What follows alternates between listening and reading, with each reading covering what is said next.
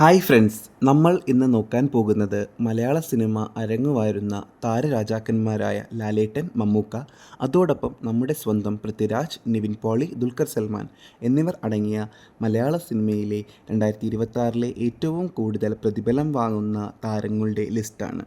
അതിനു മുൻപ് നമ്മുടെ ചാനൽ ആദ്യമായി കാണുന്നവരാണ് നിങ്ങൾ എങ്കിൽ ചാനൽ സബ്സ്ക്രൈബ് ചെയ്ത് സപ്പോർട്ട് ചെയ്യണേ ഫ്രണ്ട്സ്. ആദ്യമായി നമ്മൾക്ക് 9ാം സ്ഥാനത്ത് ഉള്ളത് കുഞ്ചാക്കോ ബോബനാണ്. 2 മുതൽ 3 കോടി വരെയാണ് കുഞ്ചാക്കോ ബോബൻ ഒരു സിനിമയ്ക്ക് പ്രതിഫലം വാങ്ങുന്നത്. 8ാം സ്ഥാനത്തുള്ളത് ജയസൂര്യ. 2 മുതൽ 3 കോടിയാണ് ജയസൂര്യയും ഒരു സിനിമയ്ക്കായി പ്രതിഫലമായി വാങ്ങുന്നത്. 7ാം സ്ഥാനത്തുള്ളത് നിവിൻ പോളിയാണ്. 2.5 കോടി മുതൽ 4 കോടി വരെയാണ് നിവിൻ പോളി ഒരു സിനിമയ്ക്കായി പ്രതിഫലം വാങ്ങുന്നത്.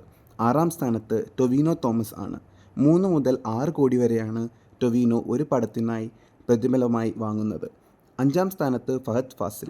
3 മുതൽ 4.5 കോടി രൂപയാണ് ഫഹദ് ഫാസിൽ ഒരു സിനിമയ്ക്കായി പ്രതിഫലം വാങ്ങുന്നത്. 4ാം സ്ഥാനത്ത് ദുൽഖർ സൽമാൻ. 3 മുതൽ 5 കോടി രൂപയാണ് ദുൽഖർ സൽമാൻ ഒരു സിനിമയ്ക്കായി പ്രതിഫലം വാങ്ങുന്നത്. 3ാം സ്ഥാനത്ത് പൃഥ്വിരാജ് സുകുമാരൻ. 4 മുതൽ 6 കോടി രൂപ വരെയാണ് പൃഥ്വിരാജ് സുകുമാരൻ ഒരു സിനിമയ്ക്കായി പ്രതിഫലം വാങ്ങുന്നത്.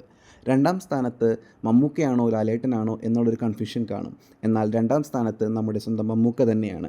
5 മുതൽ 7 കോടി രൂപ വരെയാണ് മമ്മൂക്ക ഒരു സിനിമയ്ക്കായി പ്രതിഫലം വാങ്ങുന്നത്. 1ാം സ്ഥാനത്ത് നമ്മുടെ സ്വന്തം ലാലേട്ടൻ. ലാലേട്ടൻ ഒരു സിനിമയ്ക്ക് പ്രതിഫലം വാങ്ങുന്നത് എന്ന് പറയുന്നത് 6 മുതൽ 15 കോടി വരെയാണ്. താങ്ക്